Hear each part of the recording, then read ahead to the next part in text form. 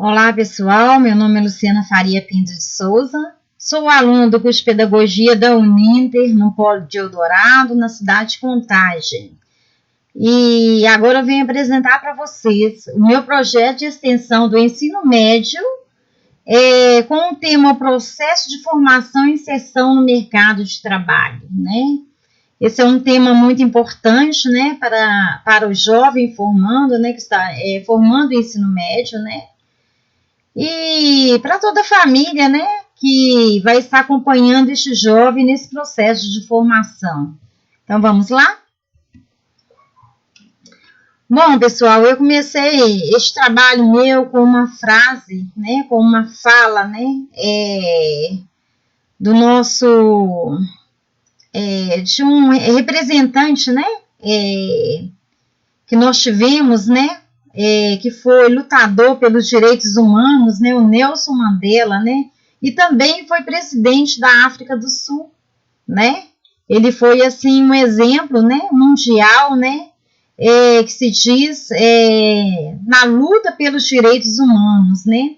A frase diz assim: a educação é a arma mais poderosa que você pode usar para mudar o mundo. Realmente, a educação é uma arma muito poderosa.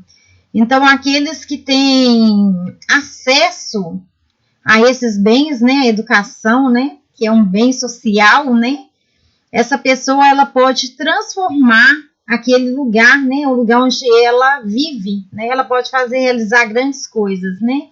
Então, reflitam sobre essa frase, né, de Nelson Mandela, né, sobre essa frase que ele nos deixou aí, né, sobre educação. Então, vamos lá.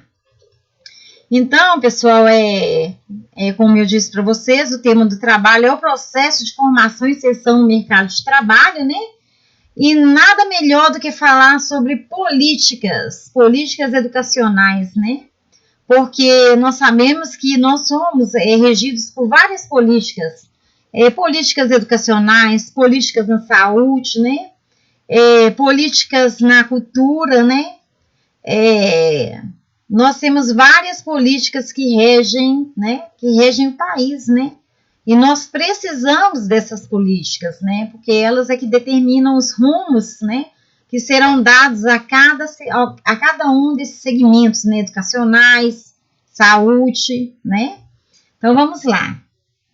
Inicialmente, é importante destacar que em todas as políticas públicas, tais como as políticas educacionais, há aspectos que lhes são inerentes, como intencionalidade explícita ou implícita, textualidade relacionada à parte documental e escrita, contextualidade, referente às condições de produção e de formulação, e tridimensionalidade, pois há outras dimensões agregadas às atividades, por exemplo, questões administrativas, financeiras, educacionais e pedagógicas, né?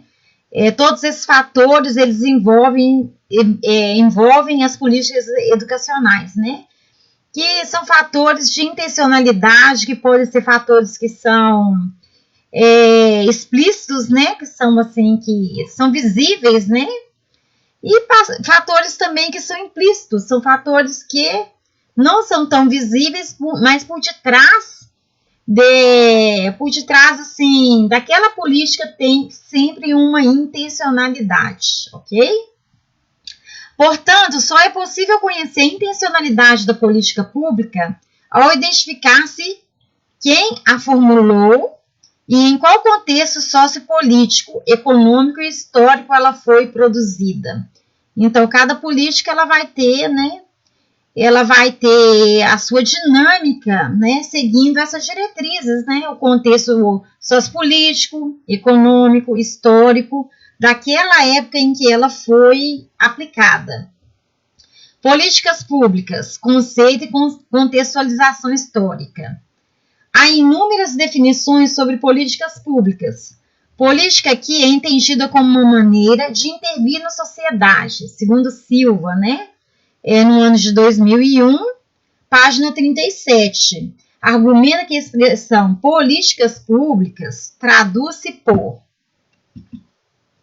um conjunto de ações ou omissões do Estado decorrentes de decisões e não decisões constituída por jogo de interesses, tendo como limites e condicionamentos os processos econômicos, políticos e sociais. Isso significa que uma política pública se estrutura, se organiza e se concretiza a partir de interesses sociais organizados em torno de recursos que também são produzidos socialmente. Então, aqui nesse trecho fala, gente, que a política pública ela pode também ser omissiva, né? Ela pode ter um processo de omissão, né? O que é essa omissão?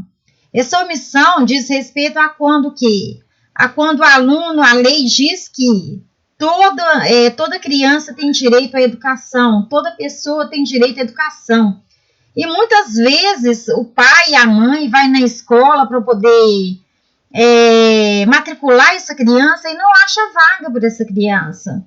Então, isso é uma omissão do Estado, né? Existem muitas omissões, não só na área da educação, mas em outras áreas também. Então, a omissão, ela é uma política pública também.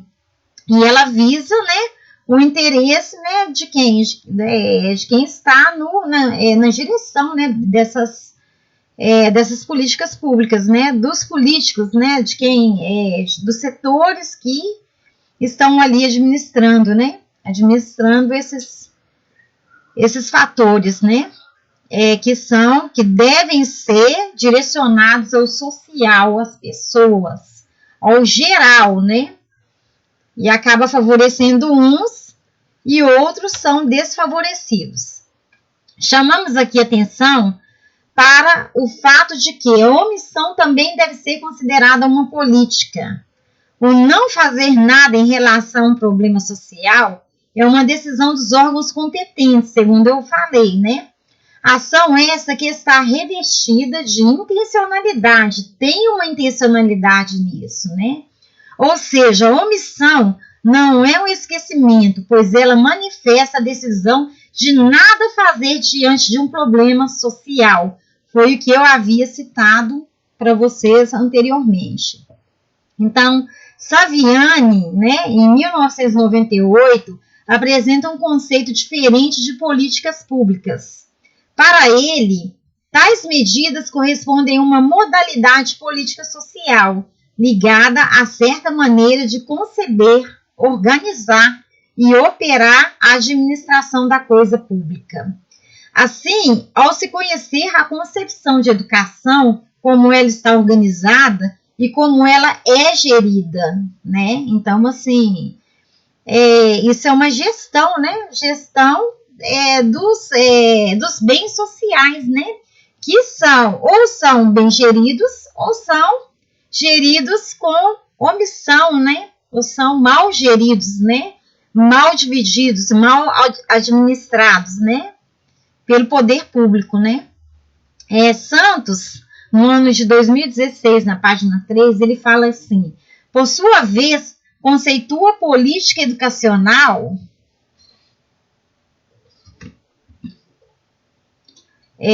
toda e qualquer política desenvolvida para intervir nos processos formativos em sociedade, seja na instância coletiva, seja na individual, e por meio desta intervenção legítima, constrói ou desqualifica, muitas vezes de modo indireto, determinado projeto público, visando atingir determinada sociedade, né? Como sempre, voltando ao mesmo, né? A mesma questão é que essas políticas elas acabam favorecendo a uns e em detrimento de outros, né? E outros são desfavorecidos, né? Então, assim, a gente percebe a intencionalidade através dessas políticas, né? Sabemos que as influências dos organismos internacionais têm ocorrido há muito tempo, desde que o Brasil se alinhou fortemente aos Estados Unidos, década de 1940, quando passou a condição de país acuado e subordinado. Os organismos internacionais exerceram e continuam exercendo forte influência na reforma da educação profissional, uma vez que as sugestões e orientações são revestidas obrigatoriedade de cumprimento. Precisamos também destacar o caráter contraditório desses organismos internacionais ao proporem, tá vendo que tá como aspa, tá, gente? Se proporem tem uma certa intencionalidade, como ênfase educativa e educação primária. Prestem bem atenção nisso. A incoerência reside na dificuldade e até mesmo na impossibilidade de os países mais pobres ofertarem sólida formação tecnocientífica, tendo como possibilidade apenas o nível básico de ensino, né? Então, visa aí apenas a educação primária, né? E as outras etapas acabam ficando sendo que deixada para trás, né? Esquecidas, né? Que são etapas muito importantes na vida das pessoas, né? Cada etapa é educação primária, né? Educação infantil, o ensino fundamental, o ensino médio e principalmente também, né? Nós não podemos esquecer aí da educação superior, da educação para o trabalho, né? Da educação para que a pessoa tenha acesso aos bens comuns, aos direitos sociais, tá?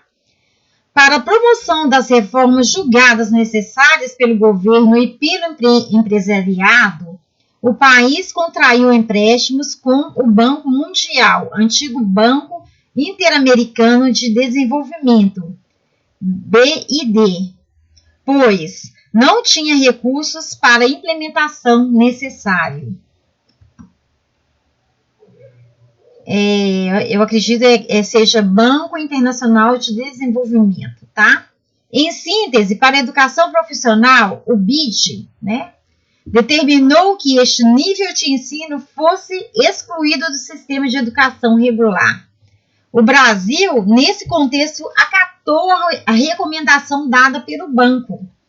A educação profissional seria uma modalidade especial em um sistema separado, criado para contemplar essa modalidade de ensino especificamente.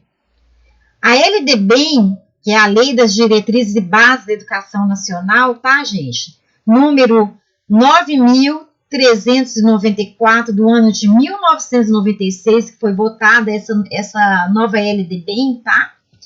E posteriormente a lei número 11.741 de 16 de julho de 2008, né?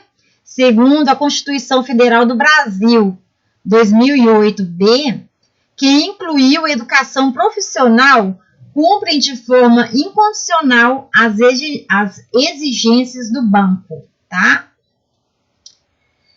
Constituem modalidade especial de ensino educação de jovens e adultos EJA, educação profissional e educação especial. Essa classificação foi dada pela LDB de 1996 para identificar formas de educação que podem ser localizadas nos diferentes níveis do ensino escolar, tanto na educação básica como no ensino superior, sendo possível, inclusive, ser ofertada na pós-graduação. Então, o que acontece? Essa interferência internacional, gente, acaba por interferir, né, nas nossas políticas públicas, né? Acaba por trazer, né, um certo atraso, né? Porque ela visa apenas educação primária, né? E nós sabemos que nós precisamos de todos os contextos na educação para formar um cidadão conhecedor dos seus direitos, dos seus deveres, um cidadão completo, né? Então, a gente percebe aí, né, essas políticas, essa interferência, né, internacional que muda os rumos, né? Que ela, como é que fala? Ela acaba interferindo no trajeto interno do nosso país, né? No trajeto das nossas políticas, ela intervém sobre as nossas políticas, tá? Então, vamos falar sobre políticas, estrutura e currículo, tá? Um dos agentes definidores das políticas educacionais é a Declaração Universal dos Direitos do Homem, somente para os países signatários deste acordo, tá? Aí já vem envolvendo o internacional, tá, gente? Um todo, tá? Onde eu falo que aonde o internacional, o de fora, intervém, né? Aqui dentro, nas nossas políticas, tá? Aprovada na Assembleia Geral das Nações Unidas em 10 de dezembro de 1948, tá? Está previsto no artigo 26 desse documento que todo ser humano tem direito à instrução. A instrução será garantida pelo menos nos graus elementares e fundamentais. A instrução elementar será obrigatória. A instrução técnico-profissional será acessível a todos, bem como a instrução superior está baseada no mérito, ONU 2009, página 14, né? Então, como eu sempre estou relatando aí, né, que esses órgãos internacionais, eles acabam por ditar, né, as normas, né, essas políticas educacionais do nosso país, né, não só do nosso país, como outros países signatários, né, que fazem parte, né, dessa instituição aí governamental, né, internacional, né, tá? Na Constituição Federal de 5 de outubro de 1988, outro definidor das políticas educacionais brasileiras apresentou e estabeleceu os seguintes princípios para a educação no Brasil, no capítulo 3, da educação, da cultura e do deporto, do artigo 205, mais especificamente do artigo 214. Bom, esse artigo aí, gente, eu havia citado ele no trabalho anterior, vocês vão estar relembrando sobre ele, né? Que é sobre a Constituição Federal do Brasil, né? Nós percebemos aí as leis, né? Elas estão presentes em todo momento, né? E relembrando isso, o artigo 205, ele diz que a educação, direito de todos e dever do Estado e da família, será promovida e incentivada com a colaboração da sociedade, visando ao pleno desenvolvimento da pessoa, seu preparo para o exercício da cidadania e sua qualificação para o trabalho. Brasil, 1988, né? Então, a educação, ela visa aí o quê? Um pleno desenvolvimento da pessoa em todas as questões, né, de conhecimento, questões de desenvolvimento social, de conhecimentos, de todo afetivo, né? Todo desenvolvimento, né? De direitos, de deveres, né? Então, assim, para o trabalho, né? Todos esses atributos, né? E também ligado também à qualificação para o trabalho, né? Isso é a Constituição Federal, né? Que nos retrata isso no artigo da lei, né? No artigo 205 da Lei do Brasil, tá? Chamamos atenção para o fato de que o exercício da cidadania e da qualificação para o trabalho, ou seja, a formação para o trabalhador brasileiro, está previsto também na Carta Magna dos países, tá? Então, gente, nós percebemos um conjunto de leis, né? Sempre presente o tempo todo, né? Mas que nós sabemos que existe lá, voltando lá atrás, né? Omissões, né? Que também é uma forma de lei, né?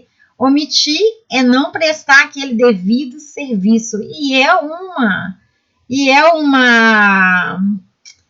como é que fala? E é uma política pública. A omissão é uma política pública. É o não cumprimento daquilo que deve ser, né? Daquilo que está na lei, né? Acaba sendo uma política pública. Ou seja, né? Essa parte aí, vocês reparem aí que eu coloquei de forma diferenciada, que ela é uma fala minha, né? Tá? Ou seja, são tantas leis que dão direito a essa tão falada educação de qualidade, ao pleno desenvolvimento da pessoa e ao preparo para o exercício da cidadania e sua qualificação para o trabalho, que mesmo assim as políticas públicas deixam a desejar, né? deixam a desejar porque elas visam o próprio interesse, né? E elas não visam, né? Não visam os bens sociais no todo. Elas visam atingir dar umas pinceladas, né? Atingir o que para elas é o essencial, o básico, né? Então agora eu vou estar falando sobre o ensino médio, estrutura, organização e currículo integrado, tá? O ensino médio é a etapa final da educação básica, cuja duração é de 3 anos e na qual há a possibilidade de articular, por meio do currículo integrado, um curso profissionalizante. O ensino médio passou a ter essa configuração a partir da promulgação da Lei de Diretrizes e Bases da Educação Nacional, LDB, Lei número 9.394, né, que é da Constituição Federal do Brasil, de Brasil 1996, do ano de 1996, tá? O currículo do ensino médio deve ser composto segundo os itinerários formativos indicados no artigo 36 da BNCC, Brasil 2017-C. Primeiro, linguagens e suas tecnologias. Segundo, matemática e suas tecnologias. Terceiro, ciência da natureza e suas tecnologias. Quarto, ciências humanas e sociais aplicadas. Quinto, formação técnica e profissional. Mais à frente, gente, vocês vão perceber que houve uma alteração nessa lei, tá? Mais à frente, nós vamos estar vendo uma certa alteração nessa lei, ok?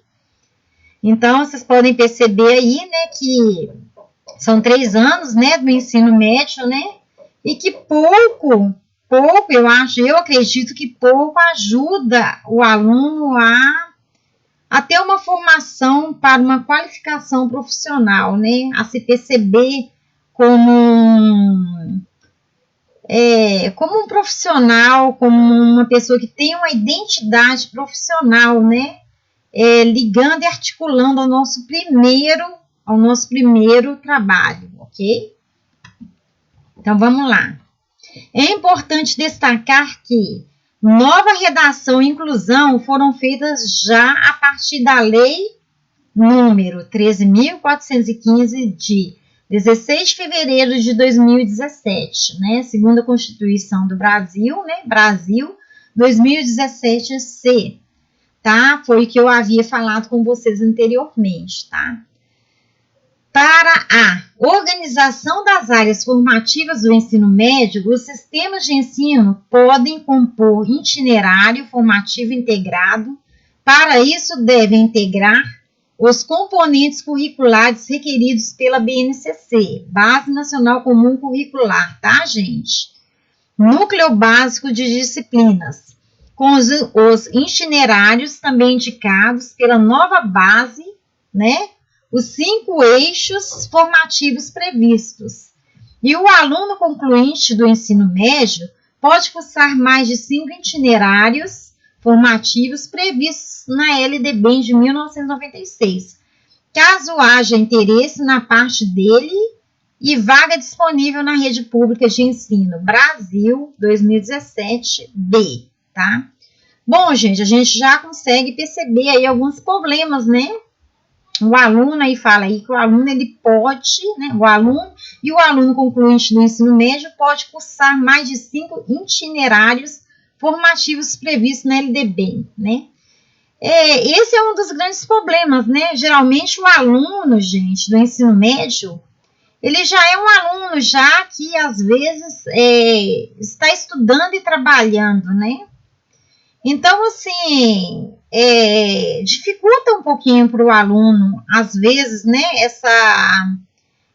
coincidir, né, trabalhar esses dois, né, essa questão da formação e do trabalho, né.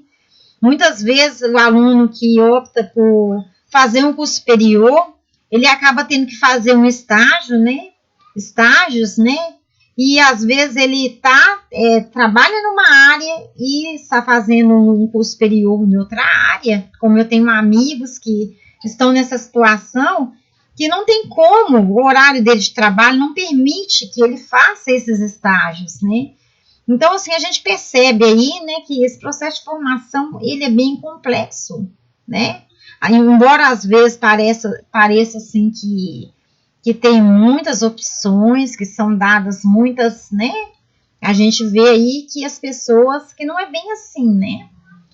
E é bem complexo, bem mais complexo. E a questão também, né, dessa disponibilidade de vaga na rede pública, que a gente sabe que não existe essa disponibilidade assim conforme se diz, né, aqui, né, se apresenta para nós na lei, né?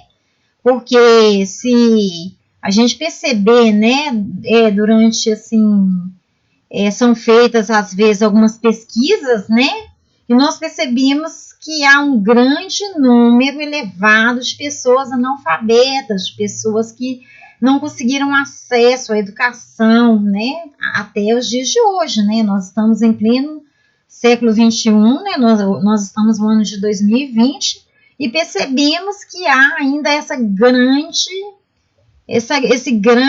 caminhada, essa grande dificuldade com relação a vencer esse analfabetismo que existe, muito grande ainda, né? Então, vamos lá. No Plano Nacional de Educação, o PNE, 2014 a 2024, né? Que foi um plano que foi desenvolvido, né? Para ressarcir, né? Para dar uma melhorada na questão da educação, tá? Nós vamos estar falando sobre ele mais a fundo, tá? O ensino médio foi contemplado na meta 3, universalizar, tá? Até 2016. O atendimento escolar para toda a população de 15 a 17 anos, né? E elevar até o final do período de vigência deste PNE a taxa líquida de matrículas no ensino médio para 85%, segundo Saviani, 2014, página 19. Então, gente, assim, essa proposta do PNE, né, do Plano Nacional de Educação, é universalizar, né, tornar de forma universal, né, esse atendimento escolar, né, para toda a população, para que toda a população, na idade, né, isso é com relação ao ensino médio, tá, gente, que eu estou falando, na idade entre 15 e 17 anos, né, para elevar esse número, essa taxa de matrículas aí, para que esses adolescentes, né, estejam matriculados, pelo menos 85%, né, segundo a meta 3, né, desses jovens está cursando o ensino médio, para que nós consigamos atingir, né, uma meta de elevar, né, o nível de formação no ensino médio do aluno, né? Mas isso não é um dos fatores que vai resolver todos os problemas, né? Vai ajudar, né? Vamos prosseguir aqui. A reforma do ensino médio e os processos para sua construção, tá? Apesar da universalização da educação básica no ensino fundamental, ofertada para as crianças de 6 a 14 anos, o país avançou muito pouco em outros níveis de ensino. É o caso da educação infantil e do ensino médio.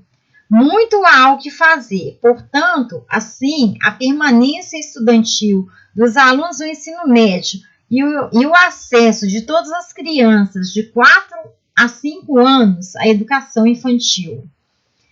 Michel Miguel Elias Temer Lulia tomou posse como presidente do Brasil no dia 31 de agosto de 2016, né?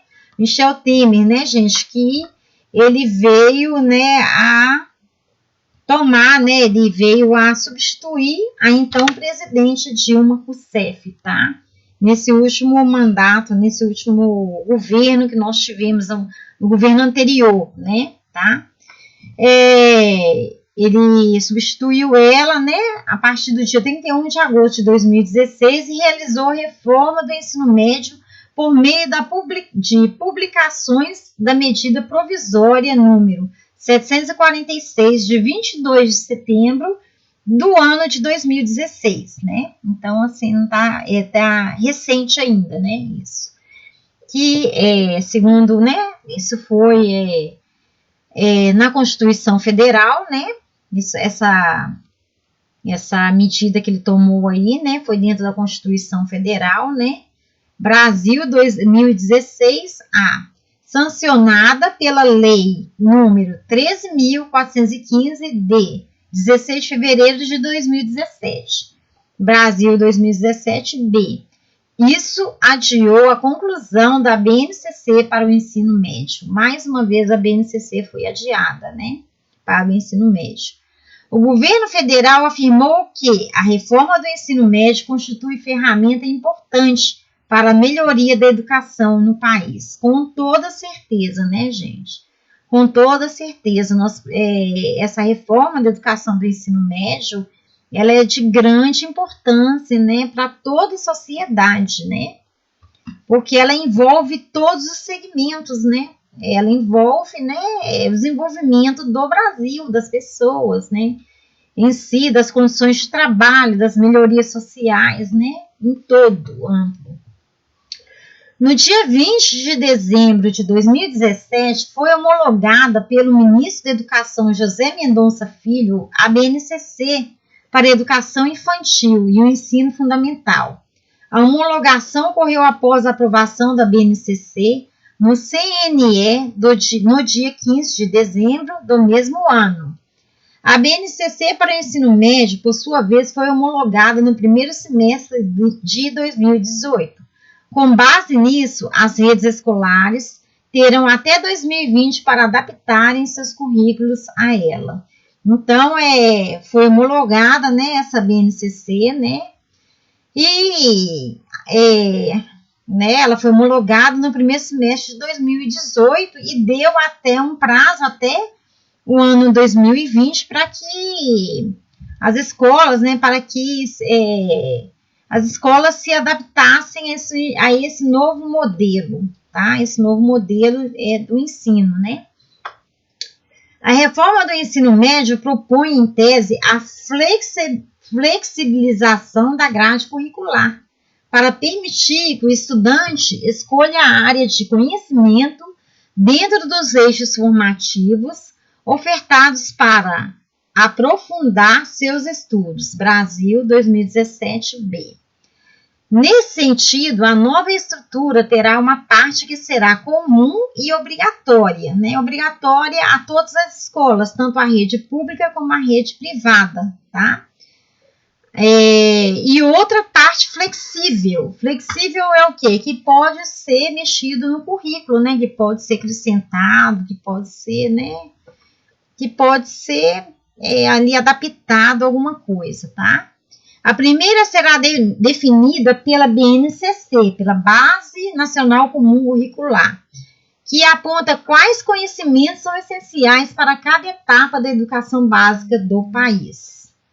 A parte comum consta das seguintes disciplinas obrigatórias, tá, gente? O português, matemática, filosofia, sociologia, artes, educação física e língua inglesa, com 1.800 horas aulas. E a parte flexível é composta pelos seguintes itinerários. Primeiro, né, relembrando que eu falei com vocês que teve, né, a primeira, né, a LDB que veio, né, de 1996, né, a Lei 93/94, né, e teve a alteração, né, que essa daqui agora é a alteração que eu já estou passando para vocês, que lá constavam umas disciplinas, né? E aqui nós já vimos com essa mudança, que são linguagens e suas tecnologias, a língua portuguesa, literatura e língua estrangeira, matemática e suas tecnologias, matemática, ciências da natureza e suas tecnologias, física, química e biologia, ciências humanas e sociais aplicadas, história, geografia, sociologia e filosofia, formação técnica e profissional, curso técnicos de nível médio com carga horária variável em cada eixo formativo, Brasil 2017-B. O intuito com isso é assegurar a parte comum na BNCC para todos os alunos, né? Além disso, o estudante pode optar pelo aprofundamento em uma área acadêmica ou pela formação técnica profissional, né? Isso vai partir da iniciativa, né, do estudante. Formação técnica, o ensino médio integrado, a educação profissional, o ensino técnico subsequente ou concomitante, tá, gente? Essas são as formas, né, de formação que o aluno, sugeridas aí, né, que o aluno pode estar, né, se adaptando, se encaixando, tá? O compromisso do ensino médio é oferecer a formação geral do educando. Cumprindo essa exigência, pode preparar o aluno para a prática de profissões técnicas. Está previsto no artigo 36A da LDB em que o ensino médio atendido à formação geral do educando poderá prepará-lo para o exercício de profissões técnicas. Brasil, 1996. Dessa maneira, a educação profissional técnica de nível médio pode ser ofertada nas seguintes formas. Primeira, articulada integrada, com o ensino médio, né? Articulada e integrada com o ensino médio. Na medida que o aluno vai estudando, né? Ele vai ter uma integração, né? Desse processo formativo, tá? Segunda, subsequente ao próprio ensino médio regular, né? Subsequente, ele vai formar o ensino médio e, na sequência, ele vai fazer um curso, né? Ele vai fazer um curso profissionalizante. E a terceira, concomitante, né? A concomitante, ela permite que o aluno, ele já formado, né? Ele venha ingressar para fazer, né? Cursos técnicos, né? Cursos técnicos para melhorar, né, a sua formação, né, a sua condição para a entrada no mercado de trabalho, para a melhoria, né, profissional, né, tá? Formação técnica articulada integrada, eu vou explicar cada uma delas, tá, gente? A formação técnica ofertada de forma articulada integrada com o ensino médio é organizada para possibilitar ao aluno concluinte do ensino fundamental um curso que o conduzirá à habilitação profissional técnica de nível médio. Essa formação integrada é feita na mesma instituição de ensino, efetuando-se a matrícula única para cada aluno, tá? A formação técnica subsequente ou concomitante é aquilo que eu expliquei para vocês. A formação técnica concomitante pode ser ofertada para o aluno ingressante no ensino médio ou para os que já estejam cursando, né? Para isso, pode se efetuar matrículas destinadas para cada curso, na mesma instituição ou instituição diferentes. Também para alunos também, gente, que também formaram, né, ou pararam de estudar, resolveram voltar a estudar, entendeu? Para fazer um curso técnico, entendeu? Também, tá? A LDB prevê a possibilidade da existência de convênios entre instituições de ensino distintas para garantir que o aluno aproveite as oportunidades educacionais disponíveis. Brasil, 1996. Assim, a intercomplementariedade é possível e incentivada. Um bom exemplo do ensino técnico concomitante é o Mediotec, do qual falaremos adiante. Por sua vez, a formação técnica subsequente é destinada para os alunos que já concluíram o ensino médio e buscam curso para habilitação profissional técnica, né? A subsequente, como eu falei, né? Então, gente, as referências bibliográficas, né? Deste trabalho, né? O nome da autora, tá, gente? É Diana Gurgel Pergolini, tá? do livro Fundamentos da Educação Profissional, tá? Política, Legislação e História, editora Intersaberes, tá?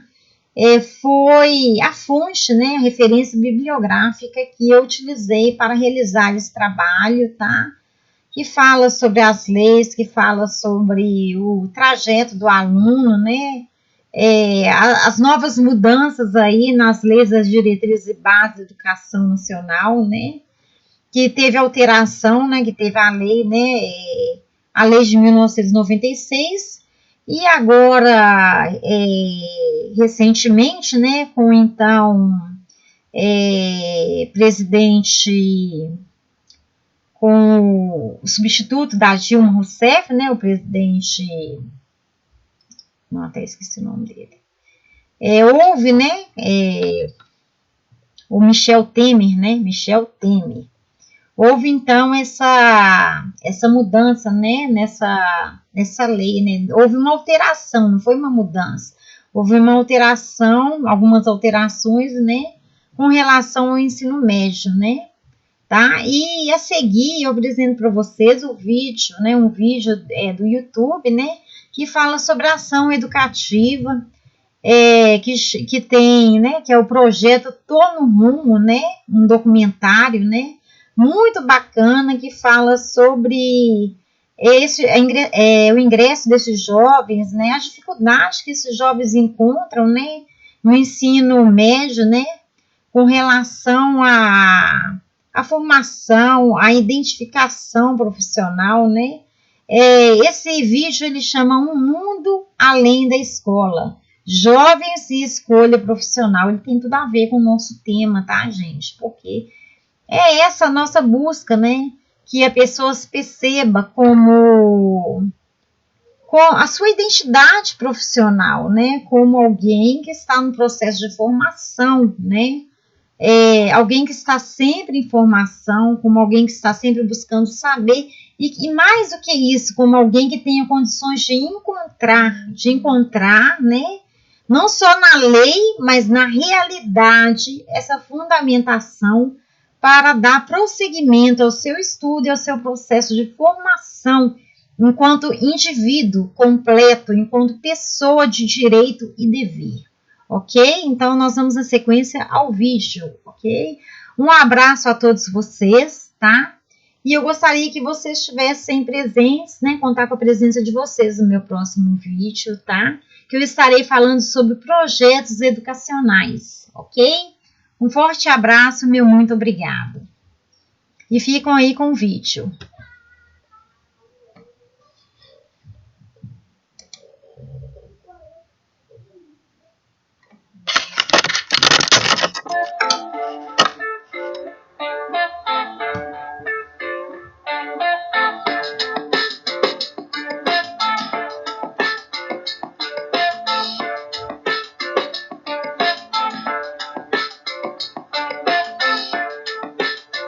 A Ação Educativa fez uma pesquisa em 5 escolas públicas da Zona Leste de São Paulo. E a pesquisa perguntava que ensino médio queremos.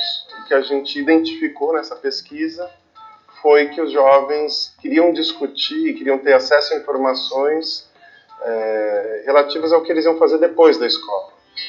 O jovem chega na sala de aula, vê aquele conteúdo que ele não encontra sentido, ele não está interessado, nem sabe que existe vestibular, ensino superior. Porque é jogado ali, você não tem por que estudar, você não tem motivo, sabe? E aí quando te mostram os motivos de você estudar, aí a coisa muda, né? Vê que a gente pode entrar numa faculdade, porque a gente sempre é ensinado a isso. A sua obrigação é terminar o ensino médio, e depois disso você está livre. O aluno jovem, ele terminar a escola e fazer o técnico e depois pagar uma faculdade. É muito difícil ter alunos que querem faculdade pública. E, tipo, com o projeto, mostra que não, sabe? Que tem um mundo ali te esperando, tem muito mais coisas para você fazer e coisa muito mais legal. Então ele acaba encarando aquilo de uma maneira muito mais reflexiva, de uma maneira muito mais positiva, e acho que ele começa a olhar a escola de uma maneira diferente, começa a se sentir atuante ali dentro, né?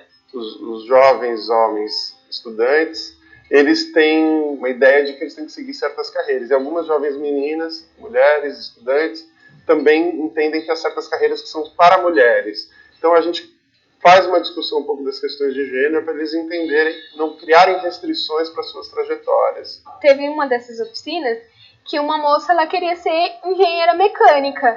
E aí tinha um outro menino no grupo que falou assim, nossa, mas engenharia mecânica, você vai ficar com um monte de macho dentro da onde você vai trabalhar. E aí a gente pegou e falou assim, não é assim, ela pode, sabe? Não é um caminho que a sociedade tá mandando você ir, sabe? É um caminho, tipo, que você gosta, não tem essa, sabe? Vai pelo caminho que você gosta. O segundo momento vai numa linha de pensar quais são as profissões que existem. Porque, em geral, esses jovens têm um acesso a quais são as profissões muito restrito, um repertório de profissões restrito. E no começo do ano, eu queria fazer jornalismo. E aí era aquilo pra mim.